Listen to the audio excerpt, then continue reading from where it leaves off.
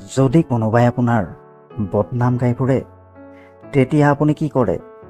মোৰ কিয় বদনাম কৰি ফুৰিছা বুলি কাজিয়া কৰে নেকি? কোনো প্ৰয়োজন নাই কাজিয়া কৰাৰ। ভিডিঅ'টো শেষ পৰ্যন্ত মন দি শুনি যাব, এটা ইতিবাচক দিশ লাভ কৰিব পাৰিব। মানুহ কেতিয়া সলনি হয় গমেই পোৱা নাযায়, আৰু আমি ক'ত ভুল কৰিলোঁ বুলি ভাবি থাকোঁতেই সময় বাগৰি যায়। 4খন বেৰ দিয়েই এটা ঘৰ সাজিব পাৰি, কিন্তু সেই ঘৰখন বান্ধি ৰাখিবলৈ ধৈৰ্য, বুজাবুজি আৰু মৰম স্নেহৰ জৰুৰী। কন্দুৱাব সকলোৱে জানে, কিন্তু যিজনে আপোনাৰ বাবে কান্দিছে তেওঁক কেতিয়াও আপোনাৰ পৰা দূৰ নকৰিব। জীৱনত 3জন মানুহক কেতিয়াও নাপাহৰিব: বিপদত লগ দিয়াজনক, বিপদৰ সময়ত আপোনাৰ পৰা আঁতৰি যোৱাজনক, আৰু আপোনাক বিপদত পেলাই থোৱাজনক। যেতিয়া মানুহে আপোনাৰ বদনাম গায় তেতিয়া অলপো চিন্তা নকৰিব। আচলতে সেই মানুহবোৰে আপোনাক গুৰুত্ব দিয়াৰ কোনো ৰাস্তাই বিচাৰি নাপায়।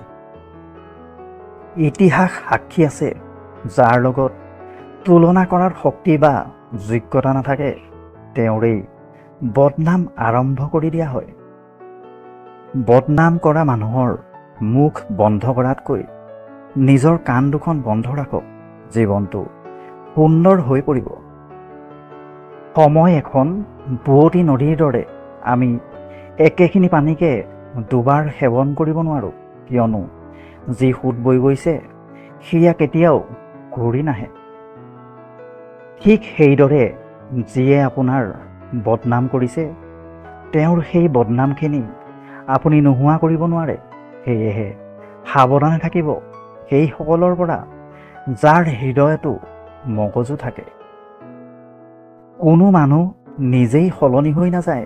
জীৱনলৈ কিছুমান এনেকুৱা পৰিস্থিতি আহে যি পৰিস্থিতিয়ে এজন মানুহক সলনি হ'বলৈ বাধ্য কৰায়। সময়ৰ সৈতে চলাটো ইমান জৰুৰী নহয়। সৎ পথেৰে আগবাঢ়ক, এদিন সময় আপোনাৰ সৈতে আগবাঢ়িব।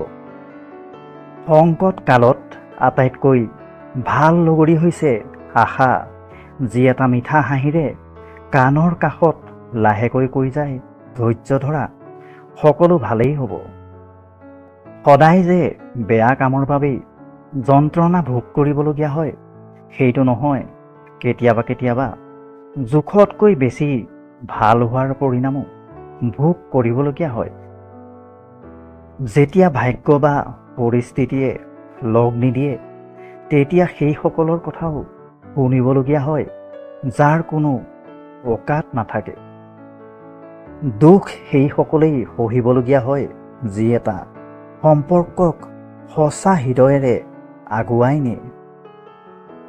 অকলে থাকিলে নিজৰ বিচাৰ বিবেচনাক নিয়ন্ত্ৰণত ৰাখিব, আৰু মানুহৰ মাজত থাকিলে মুখখন নিয়ন্ত্ৰণত ৰাখিব। যদি পাৰ হৈ যোৱা সময় ভাল আছিল সেয়া স্মৰণীয়, আৰু যদি পাৰ হৈ যোৱা সময় বেয়া আছিল সেয়া কেৱল এটা অভিজ্ঞতাহে। পৰিস্থিতি আমাৰ বাবে সমস্যা হৈ থিয় নিদিয়ে, কিন্তু যেতিয়া পৰিস্থিতিৰ সৈতে মোকাবিলা কৰিব নোৱাৰে তেতিয়া সেই পৰিস্থিতি সমস্যা হৈ থিয় দিয়ে। সাগৰ বিশাল হ'লেও নিজৰ সীমা পাৰ নকৰে, কিন্তু মানুহ ক্ষুদ্ৰ হৈও নিজৰ সীমা পাহৰি যায়। জীৱনত সুখী হ'ব বিচাৰে যদি এই 6টা কথা মনত ৰাখিব: 1. অতীতৰ কথাবোৰ পাহৰি যাওক। 2. বৰ্তমানৰ সৈতে জীয়াই থাকক। 3. ভৱিষ্যতৰ চিন্তা নকৰিব। 4. আনৰ লগত নিজকে তুলনা নকৰিব। 5. বেলেগৰ কথাত লাগি নিজৰ কামক আধাতে এৰি নিদিব। 6. নিজৰ সংসাৰত কেতিয়াও তৃতীয় ব্যক্তিৰ কথা শুনি কাজিয়া নকৰিব। যদি কোনোবাই আপোনাৰ বদনাম কৰি থকা শুনি পায় তেতিয়া আপুনি তেওঁৰ কথাত গুৰুত্ব নিদি তাৰ পৰা আঁতৰি আহি নিজৰ কাম কৰি যাওক। এটা কথা আপুনি ভালকৈ জানে যে হাতী দেখিলে কুকুৰে ভুকেই। কুকুৰে যিমান ভুকিলেও হাতীয়ে কিন্তু পিছলৈ ঘূৰি নাচায়। গতিকে আপুনিও বদনাম কৰা মানুহক এইদৰেই ভাবি আগুৱাই যাওক। প্ৰিয় দৰ্শক, আশা কৰিছোঁ আজিৰ এই কথাখিনি শুনি আপোনাৰ নিশ্চয় ভাল লাগিছে। যদি এই কথাখিনি অলপ হ'লেও আপোনাৰ ভাল লাগিল তেন্তে লাইক এটা কৰি কমেণ্ট কৰিবলৈ নাপাহৰিব। আৰু যদি মোৰ ভিডিঅ' প্ৰথমবাৰ চাইছে অনুগ্ৰহ কৰি এতিয়াই চেনেলটো ছাবস্ক্ৰাইব কৰি লওক। পুনৰ এটি নতুন ভিডিঅ'লৈ অহাৰ প্ৰতিশ্ৰুতি দি আজিলৈ বিদায় লৈছোঁ। ধন্যবাদ।